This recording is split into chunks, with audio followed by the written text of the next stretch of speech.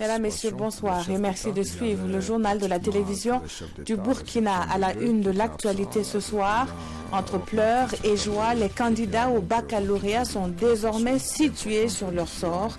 Au lycée Philippe Zenda Kaboré, les sentiments étaient mitigés ce lundi 1er juillet sur toute l'étendue du territoire national. Les résultats du bac session 2019 ont été dévoilés. L'ambiance dans ce mythique lycée à suivre dans ce journal. C'est aussi dans des lycées que se déroulent certaines distributions de moustiquaires donc imprégnés d'insecticides. L'opération officiellement lancée le 28 juin dernier se poursuit dans les zones concernées et ce soir nous irons dans les régions de l'Est et du Centre pour un constat. Ce sont au total 12 millions de moustiquaires qui seront gratuitement offertes aux populations burkinabées. On dit d'elle qu'elle adoucit les mœurs, la musique à l'honneur. Ce 1er juillet a émergé en même temps que les mouvements mémorables de résistance contre l'impérialisme. Le reggae fête son 51e anniversaire en ce jour. Expression musicale qui dénonce, qui revendique et qui éveille les consciences. Comment se porte le reggae sous nos cieux, loin de sa Jamaïque natale. Ce sera le dossier à suivre dans un peu moins de 20 minutes. Bienvenue à tous. Des expressions de joie, d'étonnement ou encore de tristesse, il y en avait de toutes sortes ce matin au lycée Philippe Zenda Kaboré. C'est là que notre équipe de reportage a choisi de se rendre pour la proclamation des résultats du premier diplôme universitaire. La moisson est-elle bonne pour ce baccalauréat session 2019? Difficile de faire un bilan à cette heure, nous disent Adama Guiti et Mounira Kéré. Candidat approché. C'est la proclamation des résultats du baccalauréat au lycée Philippe Zenda Kaboré. Cris de joie par-ci, cris de détresse par-là. Chacun est situé sur son sort. J'ai réussi à mon bac. Voilà, là, les mots me manquent, je ne peux pas. Je suis très contente, je remercie Dieu. Ce matin-là, j'étais très inquiet. Mais ce matin, tout de suite là, quand je suis arrivé chez moi, j'ai attendu mon nom là. Présentement, là, je suis très content. 6 jurys composent le centre du lycée Philippe Zenda Kaboré et en attendant les statistiques, les responsables livrent leur lecture. Les résultats ne sont pas à la hauteur de ce que nous estimions, parce qu'avec un taux de succès au premier tour qui tourne autour de 27%, je peux dire que ce n'est pas des résultats auxquels nous nous attendions. C'est un bilan assez acceptable quand même, au regard des résultats qui nous ont été donnés et de ceux qui vont au second tour. Ce n'est qu'à partir du second tour que nous allons pouvoir avoir les résultats définitifs, mais nous sommes assez confiants vu comment l'année a commencé. Ceux qui sont retenus pour le second tour retournent à leur cahier. Les épreuves sont prévues pour ce jeudi 4 juillet. Les candidats malheureux, eux, doivent s'armer de courage pour affronter avec plus de sérénité le baccalauréat 2020. Et bon courage aux candidats donc, qui ont cette seconde chance pour se rattraper. L'ambiance studieuse qui s'est créée entre le Parti communiste chinois et le MPP s'est poursuivie ce lundi avec une visite. La délégation du PCC est allée visiter les locaux du nouveau siège du mouvement du peuple pour le progrès au quartier Gungen de Ouagadougou. À l'issue d'un tête-à-tête entre le président par intérim du parti au pouvoir et les représentants du parti chinois, il a été convenu que la coopération entre les deux formations politiques va s'intensifier à travers plusieurs actions. On en sait plus avec Amado Ilboudo et Draman Dadian. Le chef d'État à l'exception de deux qui étaient absents. Visite de courtoisie du Parti communiste chinois dans les locaux du mouvement du peuple pour le progrès. Tous deux au pouvoir, le MPP et le PCC, se donnent la main pour de nouvelles aventures politiques. Nous avons placé au centre de notre coopération la question de la formation. Vous savez que le Parti communiste chinois fête sa 70e anniversaire et nous avons fêté notre 5e anniversaire. Vous voyez le fossé. candidat. Donc, il y a beaucoup d'expérience dans le domaine de la formation, dans le domaine de l'éducation, de l'édification. Le MPP va donc à l'école chinoise pour un partage d'expérience dans la gestion du pouvoir d'État. Le partenaire chinois s'en réjouit, content d'accueillir un sociodémocrate.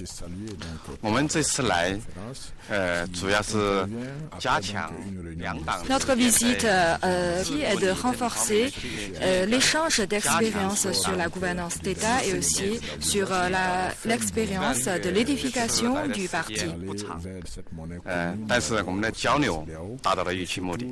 Cette rencontre d'échange politique est suivie de la visite des locaux du nouveau siège du MPP, situé au quartier Gungen de Ouagadougou.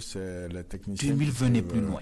Foi de Simon Compaoré, président par intérim du parti. Le MPP se prépare avec confiance. Côté de l'Union pour le progrès et le changement, il est question de dynamiser les structures de base. Les 45 provinces que compte le Burkina sont concernées par une série de sorties terrain que le parti de Zéphirin Diabré a poursuivi à Gourcy ce week-end. Les militants et les responsables de la province du Zondoma ont été édifiés sur les stratégies à mettre en place pour assurer une victoire en 2020. Le compte-rendu avec Constantin Nomwende Oudraogo et Alex Zagré. Zéphirin Diabré à Gourcy, le président de l'Union pour le progrès et le changement UPC et le bureau exécutif central du parti viennent à la rencontre des responsables des structures de base de la province du Zondoma. On a pensé que c'était opportun qu'on aille rencontrer des femmes et des hommes qui animent ces structures-là. Ils ont pris leur pouvoir à l'occasion du dernier congrès. Donc beaucoup d'entre eux sont des inconnus pour la direction du parti. Donc c'est l'occasion pour nous de faire leur connaissance. La rencontre de Gourcy sera aussi une occasion pour l'UPC de trouver des stratégies de mobilisation pour les échéances de 2020. C'est aussi donc l'occasion pour nous, avec nos responsables des structures, de commencer à évoquer un peu des stratégies qui doivent permettre donc à notre parti de sortir beaucoup plus renforcé, soit même d'être gagnant. Donc à l'issue de ces élections de 2020. Réunis autour du parti du Lion, les partisans venus des 5 communes de la province rassurent quant à la mobilisation locale. Depuis que nous avons mis les structures en place dans les communes, dans les 5 communes et le bureau provincial, nous avons tenu beaucoup de réunions et il y a une certaine vitalité au niveau de ces structures. Et nous sommes sûrs qu'en 2020, nous allons conduire notre président à Kossia. À la mémoire des Burkinabés tombés sur le champ du combat, une minute de silence a été observée. Le bureau exécutif central de l'Union pour le progrès et le changement promet aller à la rencontre des structures de base des 45 provinces du Burkina. C'est la cause d'un homme politique qui était au centre des plaidoiries au tribunal militaire de Ouagadougou ce 1er juillet. Les conseils de Salifou Sawadogo jugent injustifiée la peine de 5 ans d'emprisonnement avec sursis requise par le parquet militaire. Plusieurs autres accusés sont également passés à la barre. Le point de la journée d'audience avec Zoubaviel David Dabi. Ouagadougou est-il coupable de complicité d'attentat à la sûreté de l'État comme le prétend le parquet militaire dans ses réquisitions? C'est à cette question que Maître Amidou Sawadogo tente d'apporter des éléments de réponse dans ses plaidoiries. Le but étant de persuader le tribunal de l'innocence de l'accusé dans le dossier Putsch de septembre 2015. Après un rappel des faits et gestes imputés à l'accusé dans cette affaire, l'avocat affirme avec force que son client est victime d'une cabale ourdie par certains de ses compagnons politiques. Il en veut pour preuve les allégations des premiers responsables du CDP sur les sommes d'argent remises à Salifou Sawadogo lors des événements. Selon l'auxiliaire de justice, contrairement aux dires d'Edi Kombouego et d'Achille Tapsoba, respectivement président et premier vice-président du CDP au moment des faits, la somme de 10 millions de francs CFA reçue dans la soirée du 16 septembre 2015 devait servir à la sécurisation des domiciles des leaders du CDP compte tenu de la menace. Cette version est confirmée selon l'avocat par les procès-verbaux d'audition de Traoré Nia Moïse, alors troisième vice-président du CDP. Mais comment aurait-il pu en être autrement, s'interroge Maître Amidou Sawadogo. Cette somme ne pouvait en aucun cas être destinée à la campagne présidentielle qui était improbable avec l'arrestation des autorités. Quant à la somme de 20 millions de francs CFA reçue par l'accusé le 20 septembre 2015, elle était destinée à soutenir les militants du du parti pour la fête du Tabaski. La présence de l'accusé au rond-point des Martyrs et au domicile du général Gilbert Djendjiri lors des événements ne saurait constituer des infractions, conclut Maître Amidou Sawadougou. Fort de ces développements, Maître Roger Yamba, le deuxième avocat de l'accusé, demande l'acquittement de son client pour infraction non constituée. Appelé à la barre, l'accusé, après avoir présenté sa compassion aux familles éprouvées par les événements de septembre 2015, dit s'en remettre à la décision du tribunal. À sa suite, une dizaine d'accusés dont Fatoumata Thérèse Diawara et le capitaine Gaston Seydou Ouedraogo verront leur cause plaidée. Tous plaident non coupables des faits à eux reprochés, jugent les réquisitions du parquet militaire discriminatoires, injustifiées et mal fondées. Ils demandent par conséquent l'acquittement pur et simple. L'audience reprend demain à 9h au tribunal militaire de Ouagadougou. On en vient à cette opération d'envergure initiée pour réduire la mortalité liée au paludisme. Depuis le 28 juin dernier, les familles recensées peuvent entrer en possession de moustiquaires imprégnés d'insecticides. La région du centre n'est pas en marge de cette campagne avec plusieurs centres de distribution. Allons dans l'un d'eux situé au quartier Bissiguen de Ouagadougou pour un constat signé Oscar Soulama avec Sanoua Christine Koulibaly. Vous savez déjà qu'au niveau du Burkina... Maison des jeunes de Bissiguen sous un soleil de plomb, en rang et patiemment, chacun attend son tour pour entrer en possession de ça ou ses moustiquaires imprégnés à longue durée d'action, Milda. Des moustiquaires qui constituent aujourd'hui l'une des armes face aux piqûres assassines des moustiques. Je pense que la moustiquaire, ça protège mieux contre les autres produits. Le temps que tu vas patienter ici pour avoir le moustiquaire là, ça ne sera pas long le temps que tu vas t'attendre au dispensaire. Et pour éviter tous ces jours dans une formation sanitaire suite aux piqûres des moustiques, ces bénéficiaires promettent une utilisation immédiate de ces Milda. Je m'en vais de ce pas attacher ma moustiquaire. Comme je viens d'être maman, il faut que j'évite d'exposer mon bébé.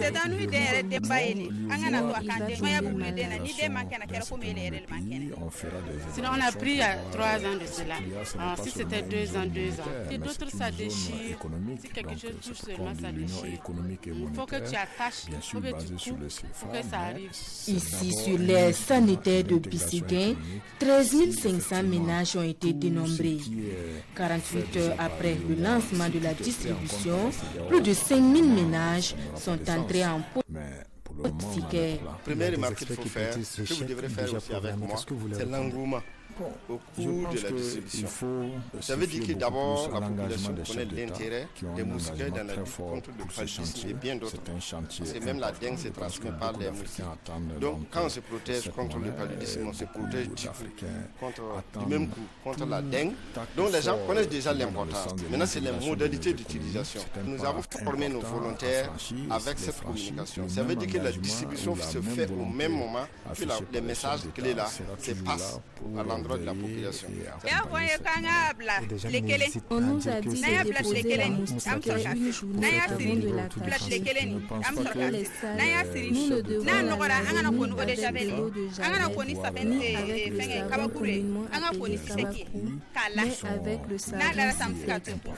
La moustiquaire imprégnée, mot d'emploi donc, l'attacher pendant 24 heures à l'ombre avant son utilisation pour éviter les effets secondaires des produits sur la peau. Quant à l'entretien, les moustiquaires se lavent avec les savons non corrosifs et en éliminant l'eau de lavage, éviter de contaminer les sources d'eau de boisson. Ces mêmes consignes ont été données dans la région de l'Est. À Fadangoma, les taux d'exécution de distribution varient entre 30 et 70%. Si l'opération est saluée par les bénéficiaires, certains d'entre eux se plaignent du nombre qui leur sont remis. Allons dans quelques centres de la capitale, la région de l'Est, à la suite de Emedouamba avec Ibrahim Sanou. Au 3e jour de la distribution des moustiquaires imprégnés à longue durée d'action Milda, certains centres de distribution ne désemplissent pas. Nous sommes au secteur 11 des Fada. En tout cas, ça se passe bien, mais seulement devant la caisse, c'est pas rapide. Après pas 1 heure de temps maintenant, je suis arrêté ici. Non, moi je n'ai pas eu. Quand on passait pour le recensement, je n'étais pas là. Mais quand on arrive, au moins qu'on demande le carnet de famille, pour au moins un papier justificatif. Il faut savoir dans la famille vous êtes combien. Il y a des gens qui augmentent le nombre pour aller prendre jusqu'à 10, non, ils privent les autres. Les plaintes ne manquent pas, mais les majors rassurent du bon déroulement de la campagne. Nous sommes au soir d'hier, à JD, nous sommes à 30% de distribution par rapport à ce qui est attendu.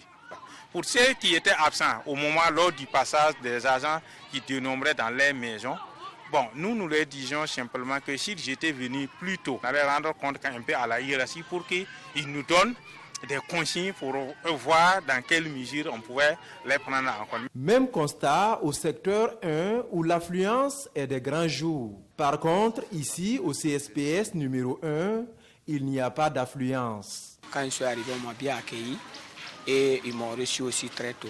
Je suis très content. Vraiment, nous disons merci au gouvernement. Nous avons une bonne répartition en fonction de la population. Voilà. Donc je pense que c'est ça qui explique qu'il n'y a pas beaucoup d'affluence en ce moment. Sur 184 ballots que nous avons reçus, nous avons déjà distribué autour de 125-130. Cette campagne prendra fin le 3 juillet. Et ce sont au total 12,5 millions de moustiquaires imprégnés qui seront distribués à la population sur le plan national. Cette opération a officiellement été lancée à Bobo Dioulasso, où nous allons à présent, des experts du ministère en charge de l'économie, des finances et du développement y sont retranchés. Ils se penchent sur le processus d'évaluation de l'étude nationale prospective intitulée Burkina 2025. L'étude en question propose une vision de développement du Burkina à cette échéance et la rencontre de Bobo a 4 jours pour y arriver. Précision avec Moussa Tamboura et Karim Sissé. Après 15 années de mise en œuvre de l'étude nationale prospective Burkina 2025, l'heure est aujourd'hui au cadrage. Il s'agit donc pour ces experts d'élaborer un processus d'évaluation qui permettrait d'apprécier le taux d'exécution de l'étude. Il a été donc utile à 5 ans à peu près de la fin de cette étude, de l'horizon sur lequel l'étude portait, que les experts se réunissent pour voir quelle méthode utiliser pour évaluer cette étude. C'est un référentiel assez complexe et évaluer un tel référentiel n'est pas chose aisée. Élaborée en 2000 et validée en 2005, l'étude nationale prospective Burkina 2025 est un référentiel qui donne la vision du développement du pays des hommes intègres sur 25 ans. La rencontre de Bobo Dioulasso s'avère donc très capitale pour les initiateurs. Ce type d'évaluation pour les études nationales prospectives, il faut à la fois associer des consultants donc de très haut niveau, à la fois nationaux et internationaux, mais il faut intégrer aussi renseigner sur ce que le Burkina a pu tirer de l'étude nationale prospective. Les résultats de cette rencontre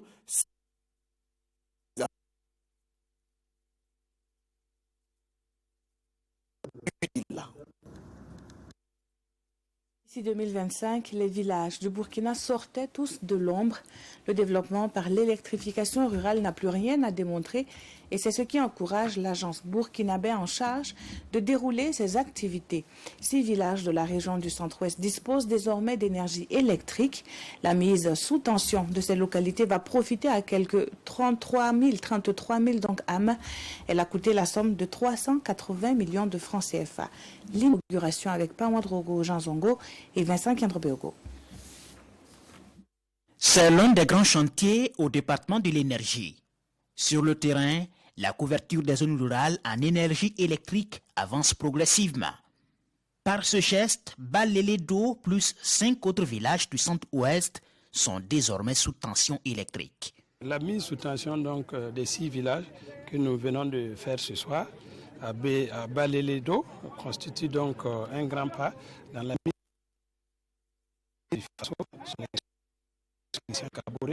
qui s'est engagé à travers donc le à faire en sorte que les Burkinabés aient accès à une énergie durable, à une énergie propre et à un prix abordable. 4 des 6 villages électrifiés sont de la commune de Tenado, une commune rurale qui est maintenant couverte à 50%, et le maire jubile. Sur 18 villages,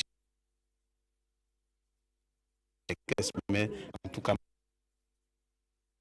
et donc au niveau des autorités du ministère de l'énergie et au gouvernement du Burkina Faso. Trouver les moyens d'électrifier l'ensemble des villages burkinabés, c'est la raison d'être de l'ABER, l'agence burkinabé d'électrification rurale, qui vient de réaliser cet exploit. D'ici là, ça fait donc déjà 30 localités, les 2 derniers mois qui ont été mises en service. Et d'ici la fin de l'année, vous allez voir près une centaine de localités additionnelles qui pourront donc avoir accès à l'énergie. Et ça va porter donc au nombre de localités à près de 400 localités au Burkina donc, qui ont accès à l'énergie dans le milieu rural. L'électrification ici réalisée a coûté 380 millions de francs CFA, obtenus grâce à la taxe de développement de l'électricité. Si vous alors, vous êtes partenaire financier de ce projet. Elles attendent avec impatience la mise en œuvre des recommandations du comité de veille et de contrôle citoyen pour le droit à l'accès à l'eau dans les communes de Dédougou et Nouna. Les populations de ces localités participent à ce suivi citoyen qui a pour but de leur favoriser un meilleur accès à l'eau bleue. Les membres du comité ont initié au cours de la semaine dernière une rencontre de plaidoyer avec les pouvoirs publics. Les Échos dans ce reportage de Serge Somda, Claude Ouedraogo et Christophe Traoré. Elles sont 15 associations et organisations de la société civile à suivre les actions des décideurs politiques en matière d'accès à l'eau et à l'assainissement. Ici, à Nouna, le comité de veille interpelle les décideurs sur le cas des latrines du lycée provincial de Nouna.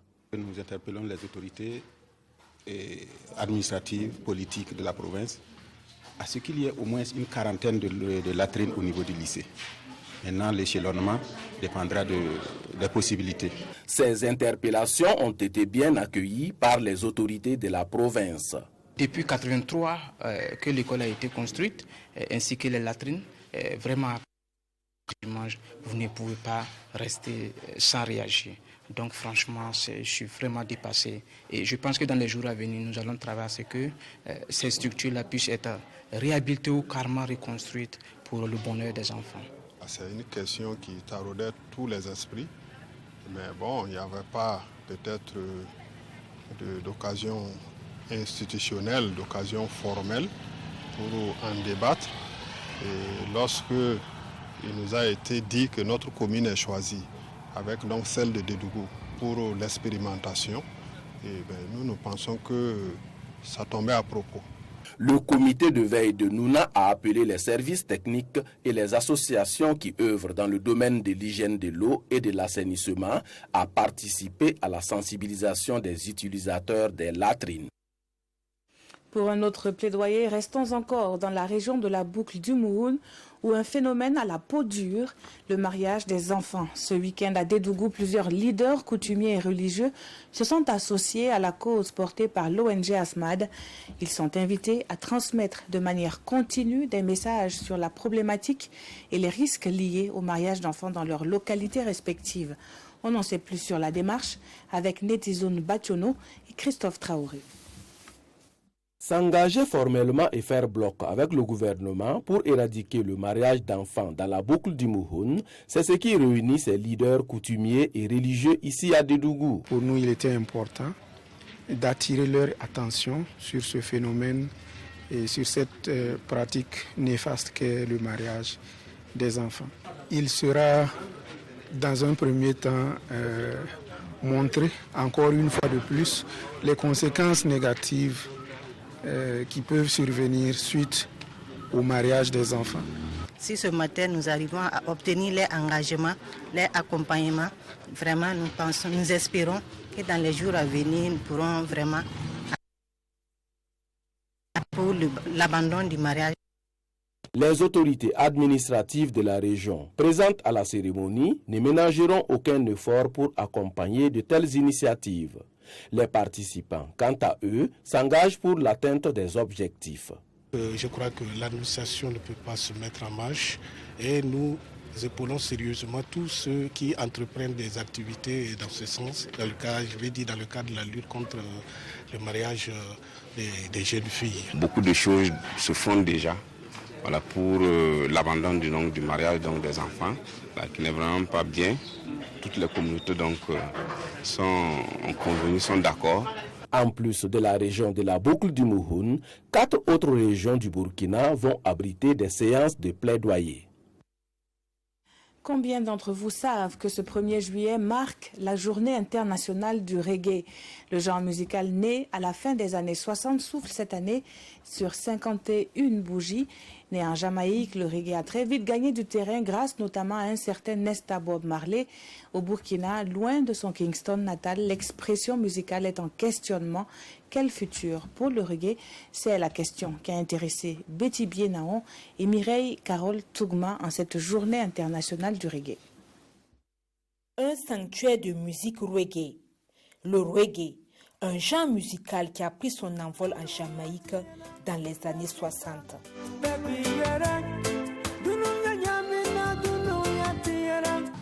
Le reggae, au début, on appelait ça ska. C'est une chanson qui est tirée un peu de la culture hindoue, qui a émigré en Éthiopie. Et de l'Éthiopie maintenant, beaucoup de gens ont combattu cette musique, puisque cette musique est revendicatrice. Donc maintenant, ça a été déporté en Jamaïque et les Jamaïcains l'ont adopté. Le reggae, c'est une musique, disons, des sans-voix, la musique du peuple. Donc en anglais, on dit music of Jah people. Après avoir traversé des âges, quelle est la situation du reggae aujourd'hui? Selon certains avisés de la scène musicale, ce mouvement semble être en perte de vitesse. Aujourd'hui, le mouvement reggae est en baisse. Les autres genres musicaux là, ça fait danser. Ça engage tout de suite. Tu écoutes ça, tu es content tout de suite. Donc ils ont mis dans la tête des enfants de chanter l'amour, que c'est ça qui fait rentrer l'argent. La musique reggae, c'est une musique de revendication. C'est contre l'esclavage, c'est contre les oppresseurs. Une situation qui n'empêche pourtant pas le reggae de se frayer un chemin de nos jours au milieu des autres genres musicaux. Il y a des reggae, des chansons reggae qui sont sorties depuis les années 70 et qui évoquent l'actualité actuelle. Tout le monde s'inspire du reggae, le slam, le rap, ainsi de suite. Tu retrouves du reggae dans presque toutes les musiques aujourd'hui. C'est une musique engagée qui a de la peine, bien sûr, à avoir des scènes pour s'exprimer. Mais sinon, on peut le dire qu'il y a le vrai reggae qui vit. Le reggae a encore de beaux jours, est-on tenté de conclure, tant que des hommes et des femmes prendront le micro pour interpeller, sensibiliser, dénoncer à travers le chant.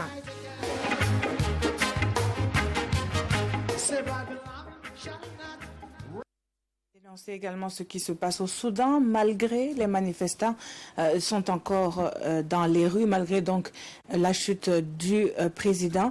Ils sont donc dans la rue créant une usurpation du pouvoir, cette fois par les militaires. 7 personnes ont été tuées hier dimanche lors de manifestations pour réclamer le transfert du pouvoir aux civils, malgré un déploiement impressionnant des forces de l'ordre à Khartoum. Les rassemblements ont connu la participation de milliers de Soudanais bien déterminés. Situation tendue au Soudan. 7 personnes ont été tuées dimanche lors de manifestations massives. Il y aurait près de 200 blessés. À travers tout le pays, des dizaines de milliers de Soudanais étaient descendus dans les rues pour réclamer aux militaires le transfert du pouvoir aux civils. À Khartoum, la capitale, la foule arrivée à proximité du palais présidentiel, là où siège le conseil militaire de transition, a été dispersée à coups de gaz lacrymogène. Des centaines de paramilitaires des forces de soutien rapide avaient été déployés. La mission des troupes est de protéger les manifestants, mais nous ne faisons pas confiance aux vandales qui se trouvent devant le centre de la jeunesse. Il y a des tireurs d'élite, ils ont tiré sur 3 membres des forces de soutien rapide et environ 5 ou 6 civils.